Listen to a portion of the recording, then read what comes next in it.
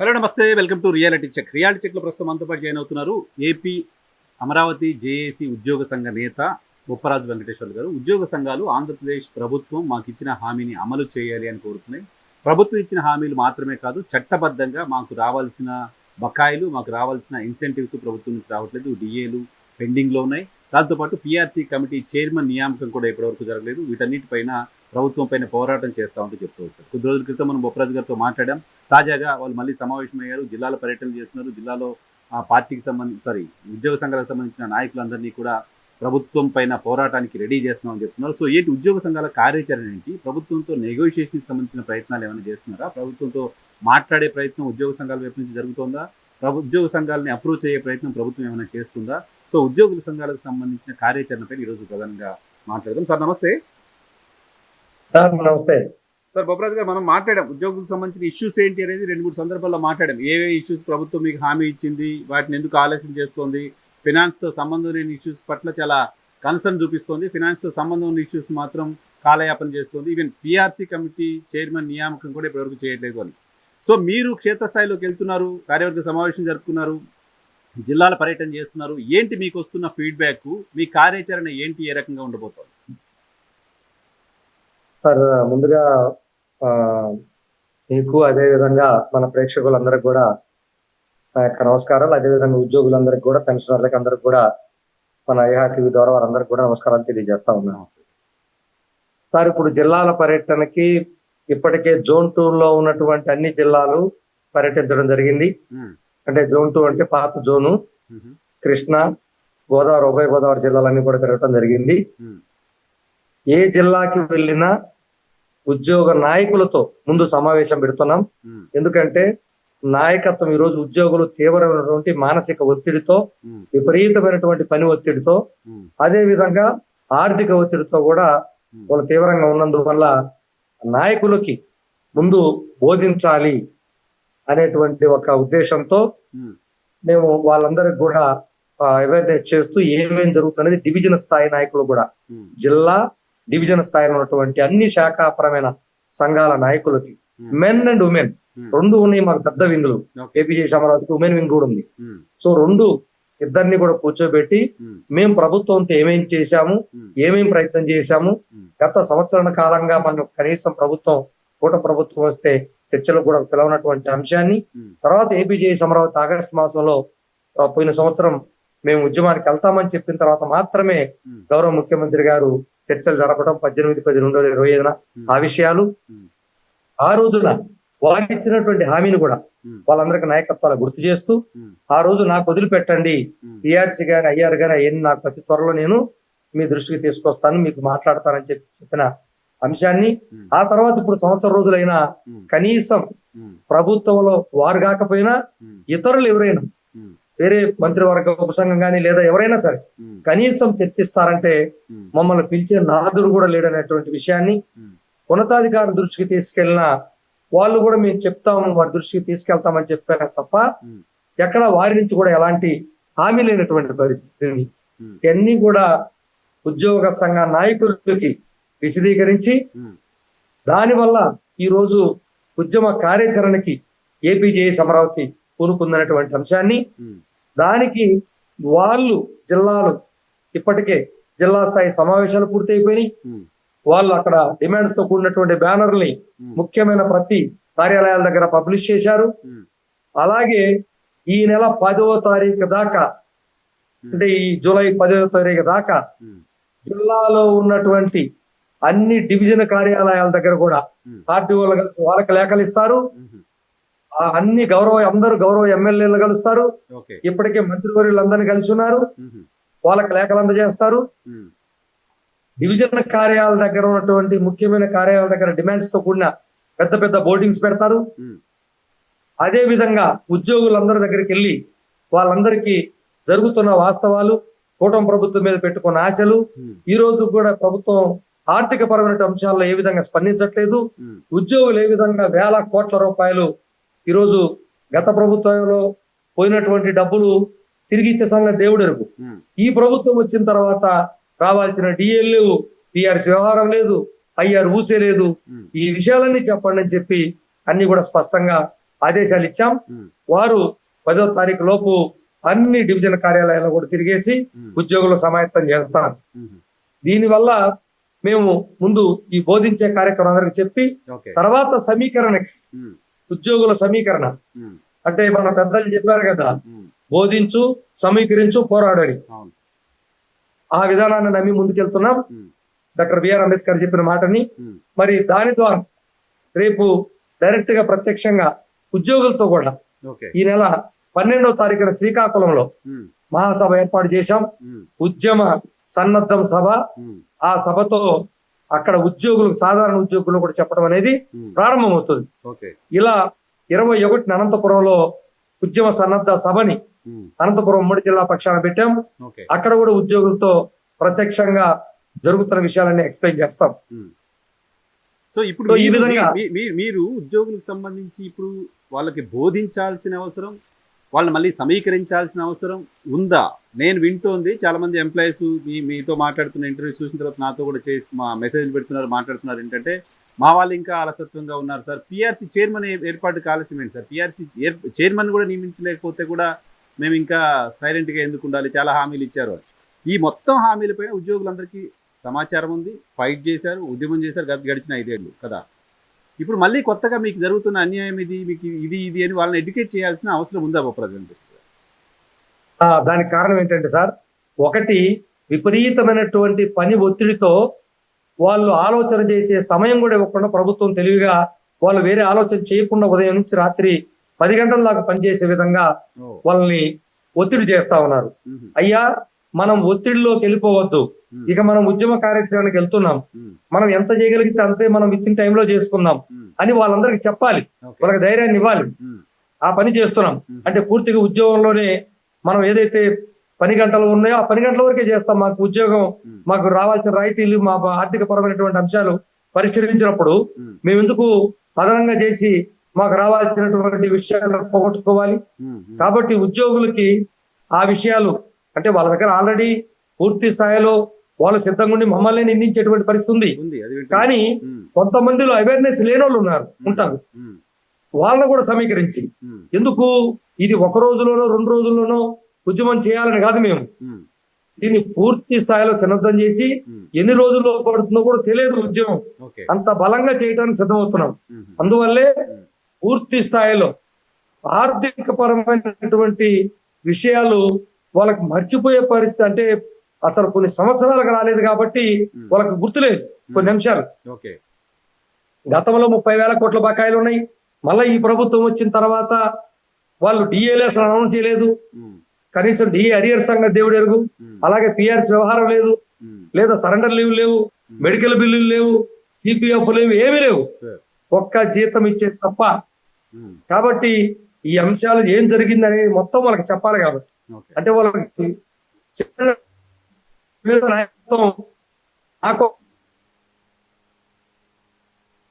వాళ్ళకి అక్కడ మేము చేసిన సంప్రదింపులు కూడా చెప్తున్నాం, వాళ్ళ దృష్టికి ఏ ప్రయత్నం చేసామో కూడా చెప్తున్నాం. ప్రభుత్వంతో ఇప్పుడు ఎందుకు మీరు ఏం చేశారనేది కూడా ఉద్యోగుల దృష్టికి తీసుకొస్తున్నారు, రైట్? ఎస్, ఎందుకు అప్పుడు వాళ్ళకి తెలుస్తుంది. ఎస్, ఇదిగో మా నాయకులు కూడా చాలా కష్టపడ్డారు, చాలా ప్రయత్నాలు చేశారు, అప్పుడు ఆ ప్రయత్నాలన్నీ విఫలమైనాకే ఉద్యమానికి వచ్చారనే విషయం మీద వాళ్ళు వస్తారు. అందుకనే మేము ఈ కార్యక్రమం స్టార్ట్ చేసినాక ఇప్పుడు ఏపీఎన్జిఓ చేసి కూడా ఈ రోజు నుంచి ఉద్యమానికి వాళ్ళు కూడా సిద్ధమవుతూ అందరు కలెక్టర్లకి, ఎమ్మెల్యేలకి అందరికి లెటర్లు ఇచ్చే కార్యక్రమం వాళ్ళు కూడా షెడ్యూల్ ప్రకటించారు. వాళ్ళు కూడా ప్రకటించారు. మళ్ళా ఈ నెల 26వ తారీఖు భారీ సమావేశం పెట్టుకున్నారు వాళ్ళు. మొత్తం సమావేశాన్ని జేఎస్ ఎన్జిఓ జేఎస్ సమావేశం కూడా పెట్టారు వాళ్ళు. సో మీరు కూడా మిగతా సంఘాలు కూడా ప్రకటించారు. ఉమ్మడి ఉద్యమానికి కూడా మీరు సిద్ధమని చెప్పి వాళ్ళు కూడా ప్రకటించారు.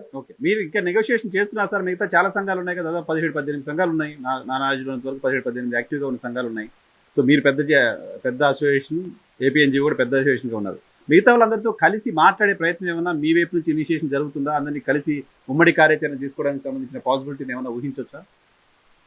ఇప్పటికే ఏపీఎన్జిఓ జేఏసీ, ఎందుకంటే అతి పెద్ద జేఏసీ 2 కాబట్టి ఏపీఎన్జిఓ జేఏసీతో గత 2 మాసాలుగా సంప్రదింపులు చేశాము. ఆ సంప్రదింపులకు అనుగుణంగానే వారి నాయకత్వంలో ఉన్నటువంటి ఉద్యోగులు సంఘాలకు వాళ్ళు ఇప్పటికి 2 సమావేశాలు ఏర్పాటు చేసుకున్నట్టుగా మేము పత్రికలో కూడా చూసాం. ఉమ్, మొన్న సమావేశానికి కూడా మా ఉద్యమ కమిటీ ఎవరైతే ఉన్నారో ఆ కమిటీ పనిపేరరాజు గారి నాయకత్వం ఉన్న కమిటీ ఉమ్, వాళ్ళ నాయకత్వంతో మాట్లాడింది. ఉమ్, మేము సమావేశం పూర్తయిందన్నా మేము షెడ్యూల్ ఇచ్చాము. ఉమ్, మేము 26వ తారీఖు మళ్ళా ఈ నెల సమావేశం వేస్తాము. ఉమ్, ఈ లోపు మేము కూడా ఉద్యోగులందరికి కూడా ఉమ్, నాయకత్వానికి అన్ని కూడా చెప్పి ఉమ్, 26 ఈ జిల్లాల్లో అన్ని కూడా పర్యటన పూర్తి చేసుకొని ఉమ్, 26కి మేము సమావేశం ఏర్పాటు చేసి ఐక్య ఉద్యమానికి కూడా సిద్ధమవుతాం ప్రకటిస్తామని చెప్పి ఇప్పటికే ప్రకటించున్నాం. ఓకే. కాబట్టి ఉమ్, ఇటు మేము కూడా జిల్లాలన్నీ సంయుక్తం చేస్తే ఉమ్, ఒకేసారి ఐక్య ఉద్యమాలకు కూడా మేము కూడా సిద్ధమవుతామని చెప్పి మేము కూడా మొన్న రాష్ట్ర సెక్రటరీ సమావేశం 23వ తారీఖు జరిగింది. ఉమ్, దాంట్లో కూడా మేము ప్రకటించడం జరిగింది. ఉమ్. సో రాజకీయ పార్టీల మద్దతును ఏమైనా కోరుతున్నారా? రాజకీయ పార్టీలు కూడా గతంలో మీరు పోరాటం చేసిన సందర్భంగా కమ్యూనిస్ట్ పార్టీలకు సంబంధించిన వాళ్ళు, మిగతా రాజకీయ పార్టీలు మీకు మద్దతుగా రావడం, రోడ్డు మీదకి రావడం, ఆందోళన చేయడం చూసాం. రాజకీయ పార్టీల మద్దతును కూడా ఏమైనా ఎక్స్పెక్ట్ చేస్తున్నారా? అడుగుతున్నారా? అడిగే ప్రయత్నం ఏమైనా చేస్తారా? ఇప్పుడు ప్రస్తుతానికి మేము ఉద్యమ కార్యాచరణ ప్రత్యక్ష కార్యాచరణకు వెళ్ళలేదు. ఉమ్, కేవలం ఇప్పుడు ఉద్యోగ సంఘాలను సమాయత్తం చేసి ఉమ్, అన్ని ఉద్యోగ సంఘాల రెజల్యూషన్లు పూర్తి చేసుకొని ఉమ్, జిల్లా సంఘాల రెజల్యూషన్ పూర్తి చేసుకొని ఉమ్, ఇప్పుడు డివిజన్ కార్యవర్గం దాకా వెళ్ళాం. ఉమ్. డివిజన్లు కూడా పూర్తి అయిపోతాయి ఈ ఓకే. 10 రోజుల్లో. ఓకే. సో ఇలా మేము వెళ్ళి ఉమ్, ఈ ప్రక్రియని ఉమ్, మేమంతా కూడా చేసుకొని ఉమ్, ఒక సమావేశం ఉమ్, అందరికి ఉద్యోగులకు చెప్పి నాకు సన్నద్ధ సభలు అయిపోయిన తర్వాత ఓకే. చీఫ్ సెక్రటరీ గారికి ఉమ్, డైరెక్ట్ గా లేఖనిస్తాం. ఉమ్, అయ్యా పలాని తేదీలోపు ఉమ్, మీరు మా సమస్యలు ఇవి పరిష్కరించకపోతే ఉమ్, మేము ప్రత్యక్ష కార్యాచరణకి వెళ్తున్నామని ప్రకటించేదానికి ఇస్తాం ఉమ్, లేఖని. ఉమ్, ఆ లేఖ ఇచ్చిన దగ్గర నుంచి ఓకే. ఇక మిగతా వాళ్ళ యొక్క సిఐటి ఏటీసీ మేము సాంప్రదాయబద్ధంగా పిలిచేటువంటి వాళ్ళందరినీ కూడా ఉమ్, పోయి కలవటం జరుగుతుంది. ఓకే. ప్రస్తుతానికి మాత్రం ఉమ్, ఏదైతే ఇప్పుడు కూటమి ప్రభుత్వంలో ఉన్నటువంటి భాగస్వామ్యమైనటువంటి వాళ్ళని ఉమ్, కలిసేదానికి ప్రయత్నం చేశాం. ఉమ్, ఇప్పటికే మేము ప్రభుత్వంలో ఉన్నటువంటి మరి ప్రధానమైనటువంటి తెలుగుదేశం పార్టీ తరపు నుంచి వాళ్ళకి ముఖ్యమైన వాళ్ళకి చెప్పాము. ఉమ్, అలాగే బీజేపీ రాష్ట్ర అధ్యక్షులు గౌరవనీయులు మాధవ్ గారికి ఉమ్, వారికి పోయి మా కమిటీ మొత్తం కలిశాము. ఓకే. వారు కూడా ఒక 10 రోజులు టైం ఇవ్వండి మేము కూడా మాట్లాడతానన్నారు. ఉమ్, అలాగే జనసేన పార్టీ తరపున ఉమ్, వాళ్ళిద్దరి కోసం ప్రయత్నం చేస్తున్నాం. ఉమ్, గౌరవ డిప్యూటీ సీఎం గారు అదేవిధంగా నాదెళ్ల మనోహర్ గారు ఉమ్, ఇద్దరు కూడా మేము మెసేజ్లు కూడా పెట్టడం జరిగింది. వాళ్ళ నుంచి మాకు ఎలాంటి అవకాశం ఇంకా ఇవ్వలేదు. ఉమ్, ఇస్తే తప్పకుండా వాళ్ళకు కూడా కలిసేదానికి సిద్ధంగా ఉన్నాం. ఓకే. సో ఉమ్, ఏదైతే ప్రత్యక్ష కార్యాచరణ మేము చీఫ్ సెక్రటరీ గారికి లేఖ ఇచ్చే లోపు ఉమ్, కూటమి ప్రభుత్వంలో ఉన్నటువంటి పెద్దల కోసమే మేము ప్రయత్నం చేస్తాం. ఓకే. నేరుగా వెళ్ళి ఉద్యమం చేయాలనే థాట్ కాదు, మా సమస్య పరిష్కారం కావడం అనేది ఇంపార్టెంట్ కదా. సో చాలా టైం ఇస్తున్నారు. Exactly sir. టైం ఇస్తున్నారు ప్రభుత్వానికి. ఉద్యోగులందరినీ రోడ్డు మీద తీసుకొచ్చి వాళ్ళతో ఆందోళన చేయించడం పర్పస్ కాదు, వాళ్ళకి న్యాయం జరగడం పర్పస్, ఇంటి న్యాయం జరగడం పర్పస్. అవును సార్. ఎందుకంటే ఇటు మా ఉద్యోగులు సాధారణ ఉద్యోగులతో పాటు మరి మన నాయకత్వం ఇంత ప్రయత్నం చేసింది, వాళ్ళ చుట్టూ ఇంత తిరిగారు అని ప్రతి ఒక్క ఉద్యోగి పెన్షనర్లకు తెలియాలి. రెండోది ప్రజల నుంచి కూడా మాకు సపోర్ట్ రావాలి. అందుకనే ఈ రోజు ప్రజా ప్రతినిధులు కలుస్తున్నాం. వాళ్ళందరికీ కూడా అయ్యా మాకు ఈ పరిస్థితుల్లో మేము ఉద్యమానికి వెళ్ళాల్సి వస్తుంది, కాబట్టి మీరు ప్రభుత్వానికి చెప్పండి అని గౌరవ మంత్రివర్యులందరినీ పోయిన నెల వారం రోజులు టైం ఇచ్చి అందరిని కల్పించాం. అందరూ బాగా స్పందించారు. మేము కూడా చెప్తామన్నారు. గౌరవ ఎమ్మెల్యేలకి ఈ 10 రోజులు అందరిని కలుస్తారు. ఇటు మేము కలుస్తున్నాం, అటు ఏపీఎన్యూ చేసి కూడా దిగింది. కాబట్టి ఇద్దరం కలుస్తాము, వాళ్ళందరూ కూడా చెప్తాం. ఇది ప్రజలు కూడా గమనిస్తారు. ఓహో వీళ్ళు పాపం ఇంత అన్ని తిరిగి అంత చేశారు కాబట్టి రేపు మేము ఉద్యమం చేస్తే ప్రజలకు అసౌకర్యం కలిగితే దానికి మేము కాదు బాధ్యులు, ప్రభుత్వం చెప్పేదానికే ఈ ప్రయత్నాలన్నీ. సార్, నేను మిమ్మల్ని దాదాపు 2 దశాబ్దాలకు పైగా ఉద్యోగ సంఘ నాయకుడిగా చూస్తున్నాను. చాలా ప్రభుత్వాలతో సంప్రదింపులు, చాలా ప్రభుత్వాల హయాంలో ఆ ఉద్యమాలు ఇవన్నీ చేయడం చూసా. సో ఈ ప్రభుత్వం 2 ఏళ్ళు గడిచిపోయింది, మీకు హామీలు ఇచ్చింది, ఎందుకు కనీసం పిలిచి మాట్లాడడానికి కూడా ముందుకు రావట్లేదు? మీకేమనిపిస్తోంది? రీజన్ ఏంటి కనిపిస్తోంది? మేము కూడా చాలా ఆశ్చర్యపోతున్నాం సార్. 2014-19లో ఇదే ప్రభుత్వం ఉంది, మాకు చాలా సహకారం అందించిన మాట వాస్తవం. మేము అనేక రకాలైనటువంటి ఈవెన్ తెలంగాణతో పోటీపడి 1% ఎక్కువగా ఫిట్మెంట్ తీసుకున్నటువంటి చరిత్ర కూడా ఉంది. వాస్తవం మాట్లాడాలి. అందుకే మేము చాలా నమ్మకంతో అదే గౌరవంతోనే మేము కూటమి ప్రభుత్వం తీసుకురావడానికి మేమందరం కూడా సంతోషపడడం ఆశలతో ఉన్నాం. కానీ ఆర్థిక పరమైనటువంటి అంశాల్లో ఎందుకు మరి పూర్తి స్థాయిలో ఏదో మాకే ఖర్చు పెడుతున్నారా అని చెప్పి రకరకాలుగా చెప్తున్నారు కదా ఆదాయం. ఆ లెక్కలు కూడా చెప్తాం, త్వరలో బయట పెడతాం. అవి కూడా మాకెంత ఖర్చు పెడుతున్నారు, ఎవరికి ఎంత ఖర్చు పెడుతున్నారు, ఆదాయంలో 90% మాకే పెడుతున్నారు అని చెప్తారు కదా. అవును, మంత్రులు 5 లెక్కలతో సహా మేము కూడా త్వరలోనే దాన్ని కూడా పెడతాం. సో రీజన్ ఏంటి అన్న? నాకు నేరుగా చంద్రబాబు నాయుడు గారు కలిసి మీకు తొందరలో కమిటీ చైర్మన్ వేస్తా అంటే మళ్ళీ రేపొద్దున ఆగస్టు వస్తే 1 year అవుతుంది. తొందరలో అంటే 1 year. రీజన్ ఏంటి? ఏదో అదే కదా. ఉద్యోగులుగా మీకు ప్రభుత్వం ఏం జరుగుతుందో తెలుస్తుంటుంది, ప్రభుత్వానికి సంబంధించిన మూడేంటో అర్థమవుతుంది.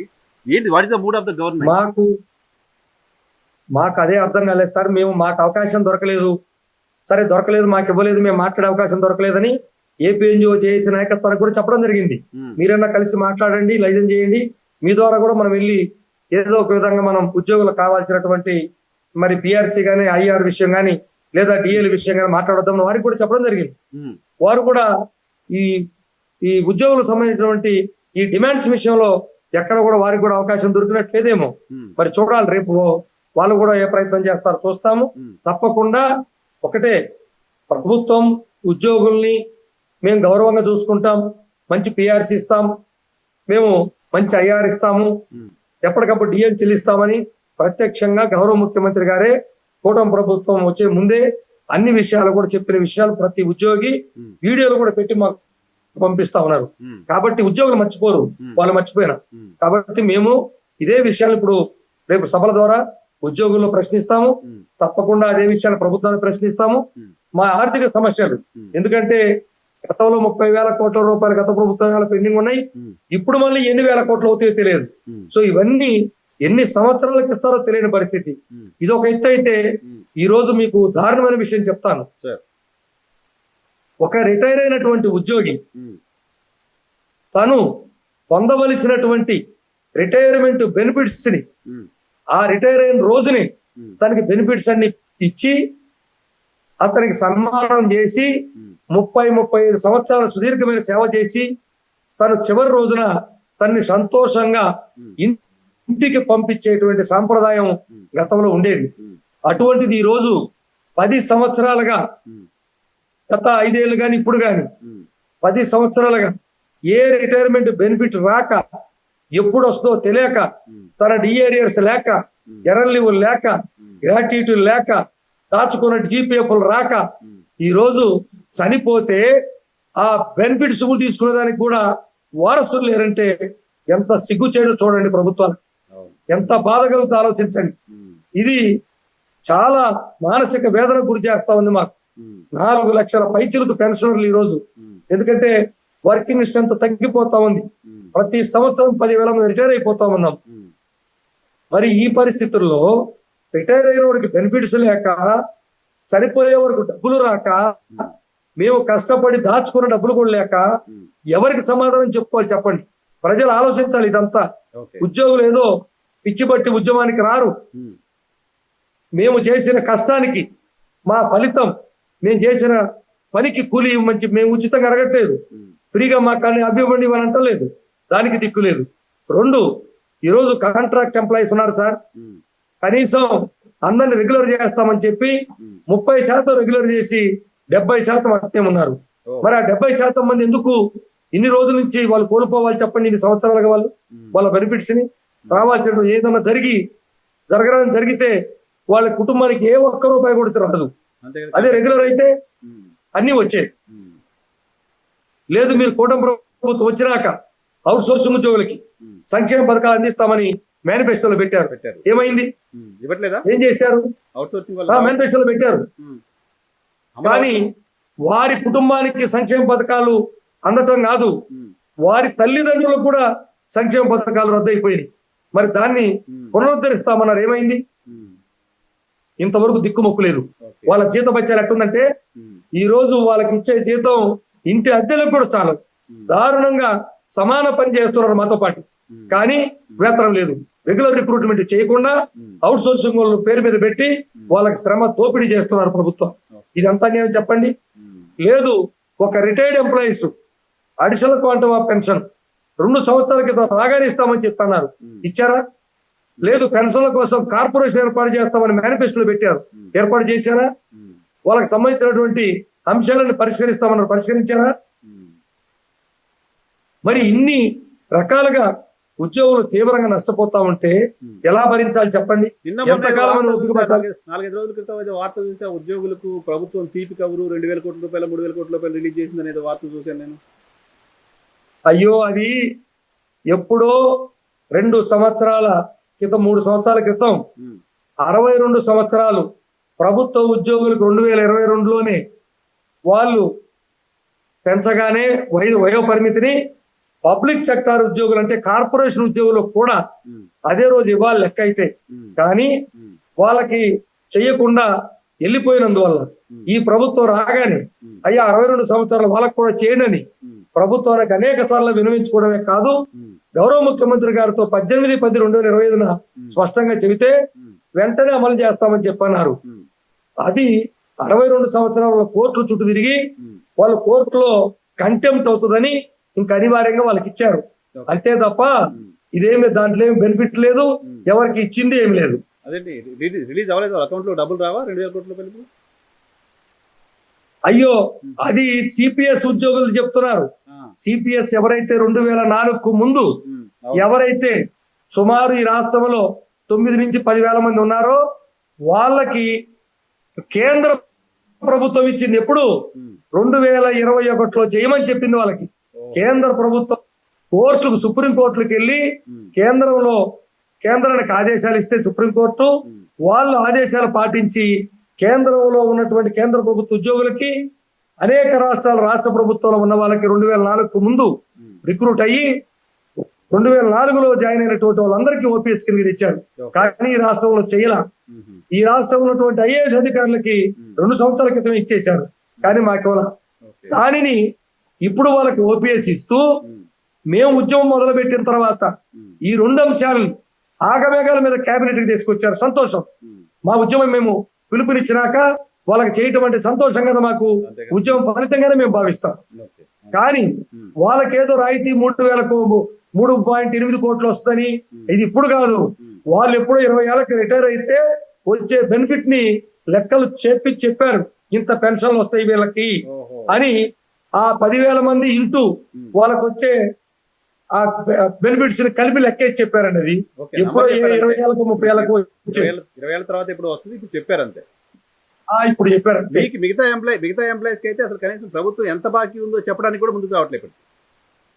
మేము పే స్లిప్ లో చూపించండి, ఆ, మేము బతికున్నా చచ్చిపోయినా. ఎందుకంటే కరోనా తర్వాత ఎవరు ఎప్పుడు కార్డియాక్ అరెస్ట్లు అయిపోయి రోజుకి ఉమ్, 2-3 కేసులు మేము వింటా ఉన్నాం. ఈ రోజు పరిస్థితి దారుణంగా. ఉమ్, ఉమ్, అలాగే పని ఒత్తిడితో కొంతమంది ఆత్మహత్యలకు వెళ్ళిపోతా ఉన్నారు. ఉమ్, వాళ్ళకి కుటుంబ సభ్యులు ఎంత రావాలో లెక్క తెలియని పరిస్థితి కదా. అవును. రిటైర్ అయిన వాళ్ళు దిక్కు లేకుండా ఉన్నారు. ఉమ్, సర్వీస్ లో ఉన్న వాళ్ళకి ఎంత రావాలో తెలియదు. ఉమ్, కాబట్టి ఇది చెప్పేదానికే పే స్లిప్ లో పెట్టమన్నాం. ఉమ్, కనీసం 1.5 year నుంచి అడుగుతుంటే ఉమ్, ఆర్థిక శాఖ అధికారులు ఉమ్, ప్రభుత్వం నుంచి సిగ్నల్స్ ఇవ్వలేదని, ఉమ్, ప్రభుత్వ పెద్దలు చెప్పలేదని ఉమ్. వాళ్ళు లెక్కలు చెప్పేదానికి సిద్ధంగా లేరు. ఓకే. డబ్బులు ఇవ్వడం తర్వాత మాకు ఎంత ఉందో లెక్క ఇవ్వండి, మాకు ఇంత ఇంత ఇంత ఇంత బకాయి పడింది ప్రభుత్వం అనేది చెప్పడానికి కూడా ముందుకు రావట్లేదు. చూడండి ఎంత బాధాకర విషయమో. ఎంత రావాలో కూడా లెక్క చెప్పకపోతే ఎవరైనా ఉమ్. ప్రజలు కూడా తెలియాలి కదా ఈ వాస్తవాలని. పేపర్ ఉంటే కదా రేపు ఫైట్ చేయడానికి, అడగడానికి, మాట్లాడడానికి ఉంటుంది ఎవరికైనా. 1 రూపాయి కాదు, ప్రజలకు చెప్పండి. ఉమ్, 30,000 కోట్లు గతంలో రావాల్సినవి ఉమ్, ఈ ప్రభుత్వం వచ్చినాక 2 ఏళ్ల నుంచి ఉమ్, ఒక డిఏ ప్రకటన లేదు, ఉమ్, డిఏ అరియర్స్ లేవు, పిఆర్సీ ఊసులేని ఏమి లేవు. ఉమ్, ఈ 8,000 కోట్లు రావాలో తెలియదు. ఓకే. ఇవన్నీ జీతాల్లోనే. ఉమ్, ప్రభుత్వ ప్రజలు అనుకోవచ్చు ఉమ్, మేమేదో బోనస్లు అడుగుతున్నామని. ఉమ్, బోనస్లు ఇచ్చే రాష్ట్రాలు కూడా ఉన్నాయి. ఉమ్, బీజేపీ పాలిత రాష్ట్రాల్లో ఉమ్. ఉత్తరప్రదేశ్ లో కానీ, జార్ఖండ్ కానీ వాళ్ళకి బోనస్లు కూడా ఇచ్చారు ఉద్యోగులకు, రాష్ట్ర ప్రభుత్వ ఉద్యోగులకి. ఆ, మొన్న ఎప్పుడో మేము బోనస్ అడగట్లేదు. మొన్న ఎప్పుడో మంత్రి గారు చెప్తున్నట్టున్నారు కదా, సత్యకుమార్ గారు మీ దగ్గరికి వచ్చి, భారతీయ జనతా పార్టీ పాలిత Yes. రాష్ట్రాల్లో మేము మా బోనస్ సభలో చెప్పారు, అవును. మా ప్రభుత్వాలు ఉన్న రాష్ట్రాల్లో ఉమ్, ఏ ఒక్క ప్రభుత్వ ఉద్యోగికి డిఏలు పెండింగ్ లేవు, ఉమ్, పిఆర్సీ లేవు. ఉమ్, అప్డేట్ గా ఇచ్చే సాంప్రదాయం ఉమ్, మా ప్రభుత్వం ఉన్న రాష్ట్రంలో ఉందని ఉమ్, ఓపెన్ గా డాష్ మీద చెప్పారు ఆయన. అవును. ఆర్థిక శాఖ మంత్రుల సమక్షంలోనే. ఇక్కడ కూడా ఆ ప్రభుత్వమే కదా, ఎన్డీఏ ప్రభుత్వమే కదా. అదే మేము అడిగాం. ఆ, అందుకే గౌరవనీయులు మాధవ్ గారి దగ్గరికి వెళ్ళి చెప్పాం, ఉమ్, అయ్యా మేము ఇంకా భరించలేము, ఉమ్, మీరు కూటమి ప్రభుత్వంలో భాగస్వామిగా ఉన్నారు కాబట్టి ఉమ్, ప్రభుత్వ పెద్దలతో మాట్లాడమన్నాం. వారు కూడా మాట్లాడుతారు, ఒక 10 రోజులు టైం అని చెప్పి అడిగారు. ఓకే. ఈ రోజు రేపు మళ్ళీ మేము వారిని, అలాగే ఇంకొక ప్రయత్నం కూడా చేస్తాం జనసేన పార్టీ తరఫున, ఉమ్, మరి గౌరవ పవన్ కళ్యాణ్ గారిని, ఉమ్, అలాగే మరి నాదెళ్ల మనోహర్ గారు ఇద్దరికి అపాయింట్మెంట్ అడిగాము. ఓకే, వారు ఇంకా స్పందించలేదు. వారు స్పందిస్తే వారిని కూడా పోయి కలుస్తాం. Right sir. చివరిగా మీకు శ్రీకాకుళం నుంచి వారు మొదలు పెడుతున్నారు. శ్రీకాకుళం నుంచి ఉద్యమం ప్రారంభమవుతుంది. ఉద్యమ సన్నాహక సదస్సులు ప్రారంభమవుతున్నాయి, సభలు. ఎస్ సార్, ఉద్యమ సన్నద్ధ సభలు అనే పేరు మీద మొదలు పెట్టాం. ఓ ఉద్యోగి మేలుకో అనేటువంటి కార్యక్రమం ద్వారా ఇప్పటికే నాయకులందరూ కూడా సమాయత్తం చేశాం. అది 10వ తారీఖులా పూర్తయిపోద్ది. 12 నుంచి సాధారణ ఉద్యోగులతో కూడా టచ్ చేస్తాం. వాళ్ళకు కూడా అవేర్నెస్ కల్పించి అన్ని ఉమ్మడి జిల్లాలు తిరిగి ఉద్యమం అది లాంగ్ రన్ లో చేసేదానికి మేము కూడా, ఎందుకంటే బలమైన ప్రభుత్వాలు మేము కూడా బలంగా తయారవటానికే ఇంత లాంగ్ గా అన్ని తీసుకొని ఈలోపు ప్రభుత్వానికి కూడా ఒక అవకాశం ఇచ్చినట్టుంటది. వాళ్ళని కూడా ఒకేసారిగా మేము ఇబ్బంది పెట్టకూడదు. ఇవన్నీ విషయాలు వాళ్ళకి చెప్తే ఈ సమయంలో వాళ్ళు ఏదైనా మాకు పిలిపించి చర్చలు చేసే అవకాశం ఉంటుందని ఆ అవకాశం కూడా మేము ఇస్తాం. సార్, మంత్రివర్గ ఉపసంఘం వేసినట్టున్నారు కదా దీని మీద చర్చించడానికి? వేశారు సార్. వాళ్ళు ఎవరు కూడా ఇంతవరకు మాతో చర్చించడానికి కానీ మేము మాట్లాడడానికి కానీ అవకాశం కూడా లేదు. ఆ మంత్రివర్గ ఉపసంఘానికి సంబంధించిన సభ్యులు కూడా మీకు అపాయింట్మెంట్ దొరకట్లే వాళ్ళది కూడా? అంటే వాళ్ళ పనిలో వాళ్ళు ఉన్నారు. మేమైతే అడగటం జరిగింది కానీ ఆ అవకాశం మాకు దొరకలేదు. Right sir, right sir, right sir. All the very best. మీ సమస్యలు పరిష్కారం కావాలి. మీరు ఉద్యమంకి వెళ్తూ అన్నారు. ఉద్యమం చేసే పరిస్థితి కూడా రాకుండా ప్రభుత్వం మీ సమస్యల్ని దశల వారీగా అయినా పరిష్కారం చేసుకుంటూ వెళ్ళాలని కోరుకుందాం. Thank you very much.